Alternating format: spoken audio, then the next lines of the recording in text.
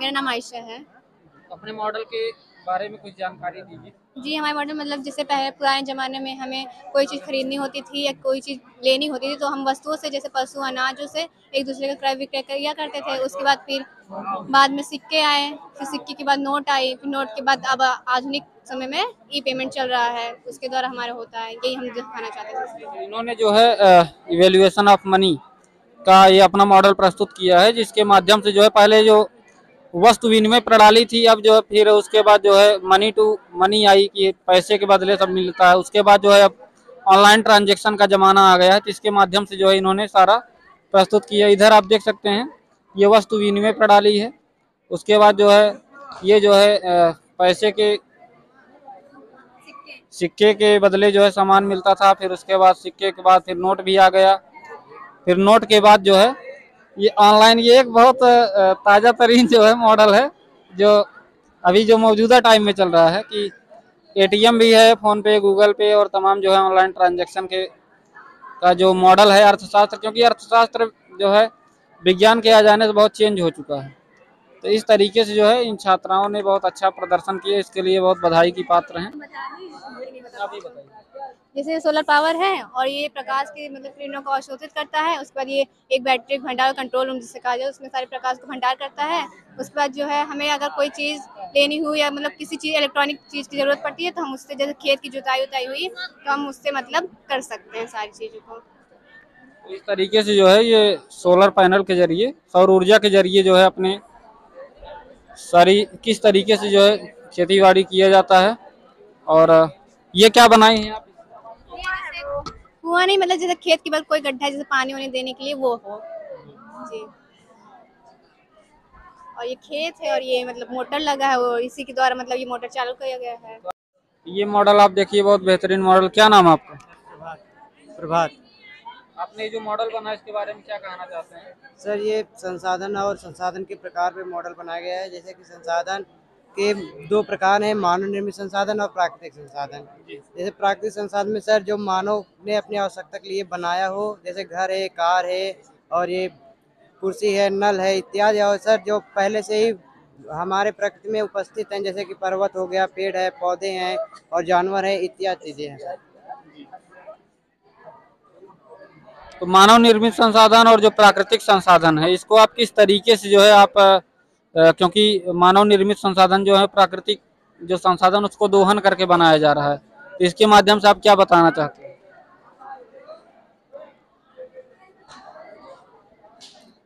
Sir यही कि जो मानव है अपनी आवश्यकता के लिए हमारे पर्यावरण का अत्यधिक उपयोग कर रहा है, जिससे अनेक प्रकार के प्रदूषण हो रहे हैं। जैसे पेड़ काटने से जल प्रदूषण, वायु प्रदूषण हो रहा है, कारखाने अधिक खोल लेने से जल प्रदूषण हो रहा है इत्यादि चीजें। जानना चाहते हैं। क्या नाम है आपका? सोनाली। कौन सी क्लास में है? 11th। आपने अच्छा ये मॉडल प्रस्तुत किया, पूर्ण विराम, अल्प विराम, प्रश्नवाचक, विस्मयादि बोधक, ये व्याकरण है। और आपने इस मुद्दे को बहुत अच्छे से जो है यहाँ पे प्रस्तुत किया, इसके बारे में क्या बोलना चाहते किसी वाक्य के अंत, जब किसी वाक्य शुरू होता है उसके अंतिम में खत्म होने पर इसे पूर्ण विराम लगता है। हैं? कॉमा कहाँ लगाते हैं? कॉमा थोड़ी देर, किसी वाक्य में थोड़ी देर ठहरने के लिए कॉमा लगाते हैं। निधि गुप्ता। क्या बोलना चाहती है आप? कौन सा मॉडल प्रस्तुत किए हैं आप? सर मेरा ये दो है, हिंदी व्याकरण का लैंप बनाया है और ये पहेलियां हैं। क्या बोलना चाहती है हिंदी व्याकरण के बारे में? सर हिंदी व्याकरण से हमारी जो हिंदी की बोली होती है वो हमें शुद्ध तरीके से बोलनी आती है। इससे हम हिंदी को एकदम अच्छे तरीके से बोलना सीखते हैं हिंदी व्याकरण से। क्या नाम है आपका? रागनी प्रजापति। आप कौन सा मॉडल बनाए हैं? यही हम लोग दोनों लोग मिलके बनाए हैं। तो आप दोनों लोग मिलके इसको यस बनाए हैं। क्या बोलना चाहती हैं? उन्होंने बताया जो है कि हिंदी जो है व्याकरण के माध्यम से अच्छा बोलते हैं, आप क्या यस बोलते सर। हैं? सर ये पहेलियां हैं और पहेलियों में हम लोग जो सबसे पहली पहेली थी वो जिक्सा पहेली थी, जिसे जॉन स्पिल्सबरी ने बनाया था 1762 ईस्वी में। तो सर हिंदी की पहेलियों के बारे में आप क्या बोलना चाहते हैं? सर यही कि ये हिंदी की पहेलियां हैं और सबसे पहली पहेली वो जिक्सा पहेली थी जिसे जॉन स्पिल्सबरी ने बनाया था 1762 ईस्वी में। कुछ पहेली आप सुनाइए जो है आपको जो अच्छा लगे। सर ये हरी हरी मछली हरे हरे अंडे, जल्दी बताओ नहीं तो पड़ेंगे डंडे। सर इसका उत्तर मटर है। तो आप देख सकते हैं पहेली जो अवधी भाषा में बोलते हैं बुझनी बुझावे, तो इस तरीके से पहेली यहाँ पे है। ये हिंदी में पहेलियाँ बोलते हैं, अवधी में बुझनी बोलते हैं इसको। तो यहाँ पे इन्होंने अच्छा जो है पहेली यहाँ पे लिखा है कि ऐसी कौन सी चीज है जो कितनी भी चले मगर वह कभी नहीं थकती। क्या बोलना सर जीभ।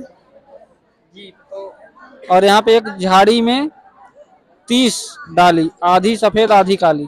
सर महीने के दिन और रात। एक पहेली और है कि ऐसी कौन सी चीज है जो खरीदते समय होती है लेकिन इस्तेमाल करने पर लाल हो जाती है। हरी होती है। खरीदते समय हरी होती है लेकिन इस्तेमाल करने पर लाल हो जाती है। मेहंदी मेहंदी। तो इस तरीके से जो है बहुत बेहतरीन जो है इन्होंने पहेली यहाँ पे लिखी हुई है। आप देख सकते हैं यहाँ पे सौर ऊर्जा संचालित सिंचाई प्रणाली है, क्योंकि ये जो है खेती बाड़ी करने के लिए किसानों के लिए बहुत जरूरी है। और यहाँ पे सौर ऊर्जा के माध्यम से सिंचाई की प्रणाली का जो मॉडल यहाँ पे प्रस्तुत इन्होंने किया है। नेशनल इंटर कॉलेज की छात्राएं हैं, इनसे हम जानना चाहते हैं। कक्षा 10 की छात्रा है, क्लास 10 की, शिवांगी गुप्ता नाम है इनका। इनसे हम जानना चाहते हैं क्या नाम है। श्वेता गुप्ता। ये जो मॉडल है कितने लोग मिलकर बनाए? 2 लोग। कौन कौन? श्वेता गुप्ता, शिवांगी गुप्ता। आप इस मॉडल को कैसे बनाई हैं? इस मॉडल को पेपर से बनाए हैं, पानी वानी की सिंचाई हो रही है। तो आप देख सकते हैं ये पूरा मॉडल जो है यहाँ पे बना हुआ है। ये क्या आपने इसको बनाया किस मत? ये जैसे ये सौर इससे पैनल से यहाँ बिजली मतलब पानी इस मोटर से इसमें टैंक में जाए, टैंक से इसमें पाइप द्वारा सिंचाई होगी, बूंद बूंद टपक टपक कर। तो आप देख सकते हैं ये इनका कहना है कि ये जो सोलर पैनल लगा हुआ है, सोलर पैनल के माध्यम से इन्होंने विद्युत आपूर्ति किया है। फिर विद्युत आपूर्ति की सप्लाई जो है मोटर में जाएगी, जहाँ जो मोटर जो है जमीन के अंदर लगा हुआ है पानी में। फिर वहां से जो है जब इन्होंने ये ऑन करेंगी पावर सप्लाई जाएगा, फिर ये ऊपर जो है ये टंकी है, टंकी में पानी आएगा, फिर टंकी के माध्यम से पाइपलाइन के द्वारा जो है खेतों की सिंचाई की जाएगी। आप देख सकते हैं यहाँ पे SBI state bank of India का मॉडल जो ATM यहाँ पे इन्होंने प्रस्तुत किया है। बैंक में जाएंगे तो बोलेंगे लंच के बाद आना, और इनसे हम मिलते हैं, देखते हैं ये लोग लंच के बाद बुलाते हैं कभी ATM चालू है। क्या नाम? अंजलि। ATM आपने SBI का नाम रखा, कोई अलग बैंक का नाम आपने क्यों नहीं? सर SBI यहाँ कातपुर में भी है। NCC वालों का खाता है SBI में है। NCC वालों का खाता है क्योंकि SBI में है। NCC का पैसा सिर्फ SBI में आता है, इसीलिए। तो आपको लंच के बाद बुलाते हैं पहले? नहीं, चाहे जब आ जाएंगे, चाहे जब 24 घंटा। ATM का फुल फॉर्म है ऑटोमेटिक टेलर मशीन। यह 24 घंटे में निकाल सकते हैं और जमा कर सकते हैं। क्या नाम है? शानवी मौर्य। ये कौन सा मॉडल आपको दिखाई पड़ रहा है? क्या मॉडल आप बनाए हैं? मुद्रा का विकास काल। कुछ बताइए जो है मुद्रा का विकास काल के बारे में क्या बोलना चाहते हैं? जैसे कि मुद्रा, पहले की मुद्रा नहीं चलते थे, अब जैसे कि हमारे यहाँ पत्र मुद्रा, धातु मुद्रा, सहायक मुद्रा में आते हैं, और शाक मुद्रा भी इस समय चल रहे हैं, जो कि हम फ़ोन द्वारा उसे यूज करते हैं। जैसे गूगल पे, फ़ोन पे यूज करते हैं। किसी से मतलब जैसे कि हम ना हैं तो उसे भी पैसे दे सकते हैं अपने फ़ोन के माध्यम से।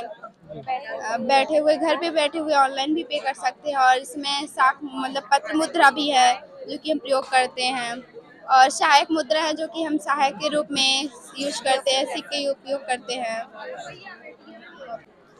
और प्रधानमंत्री मोदी जी का जो सपना था GST का, उसके बारे में इन्होंने अच्छा मॉडल बनाया है। इसके बारे में हम जानकारी लेना चाहते हैं कि GST का जो स्ट्रक्चर है किस तरीके से है और इस पर क्या बोलना चाहती हैं। क्या नाम है? ऋचा यादव। ये जो आपने GST का स्ट्रक्चर इसमें बताया है, कितने लोग आपके ग्रुप में हैं? 6 लोग। GST के बारे में जो स्ट्रक्चर बताएं आप, इसके बारे में क्या बोलना चाहते हैं?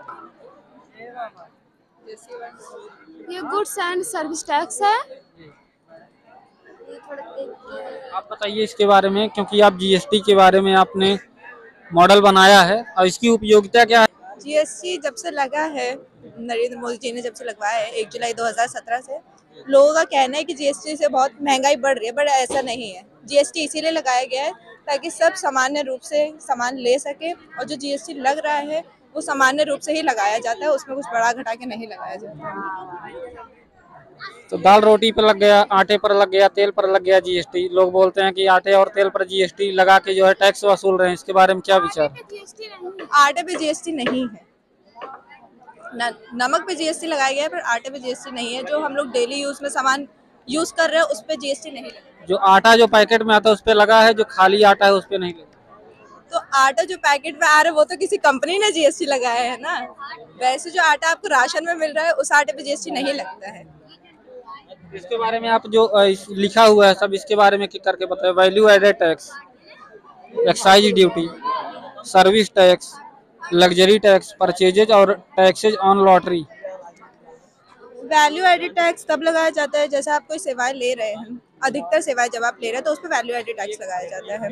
सर्विस टैक्स जो आप सर्विसेज लेते हैं, सबसे आप टीचर से सर्विस ले रहे हैं, डॉक्टर से सर्विस ले रहे हैं अपने लिए, तो उस पर टैक्स लगता है। और बाकी जो आपका है एक्साइज ड्यूटी है, जो सर्विसेज आपको मिल रही है, जो एम्प्लॉयज आपको सर्विसेज दे रहे हैं, जो एम्प्लॉयज की सर्विसेज देख रहे हैं और जो आप लोग की सर्विसेज देख रहे हैं, उन पे एक्साइज ड्यूटी का टैक्स लगता है। और बाकी आपका लग्जरी टैक्स, जो आप महंगा सामान ले रहे हैं, लग्जीरियस सामान, उस पर आपका luxurious tax. E commerce concept, इस पर हम जानना चाहते हैं, क्या नाम? Sir Neeraj Agrahari. E commerce model ये क्या है? सर ये इलेक्ट्रॉनिक कॉमर्स है, जिसके माध्यम से सामान्य शब्दों में कहा जाए, इंटरनेट के माध्यम से जो व्यापार मतलब व्यवसाय किया जाता है, लेन देन खरीदना और सेवाएं जो उपलब्ध की जाती हैं, उसे ई कॉमर्स कहा जाता है। और सर ई कॉमर्स के अंतर्गत में तीन तरीके आते हैं। B to B, business to business, जो एक कंपनी से दूसरे कंपनी के द्वारा उनको लेन देन किया जाता है। और B2C, ये बिजनेस टू कस्टमर के द्वारा ऑनलाइन की सुविधाएं उपलब्ध की जाती हैं। और जो तीसरा है C2C, ये जो कस्टमर टू कस्टमर, ये छिपी हुई होती है, जो कि कोई पुराना प्रोडक्ट है उसे हम एक मतलब बिना दिखाए हुए दूसरे को हम प्रदान कर सकते हैं उसे। साक्षी गुप्ता। आप अकाउंटिंग के बारे में क्या बोलना चाहते हैं?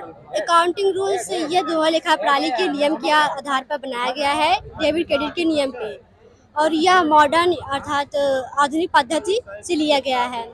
इसमें डेबिट और क्रेडिट के दोनों पक्ष होते हैं। अगर जिससे कोई भी पक्ष कम है तो उसे डेबिट करते हैं और ज़्यादा तो क्रेडिट करते हैं। इस मॉडल में दिखाया गया है, इससे हम प्रदर्शित कर सकते हैं। ऐसे एक्सपेंसेस इंक्रीज होने पे डेबिट है तो इंक्रीज हो रही है, ये रॉन्ग है।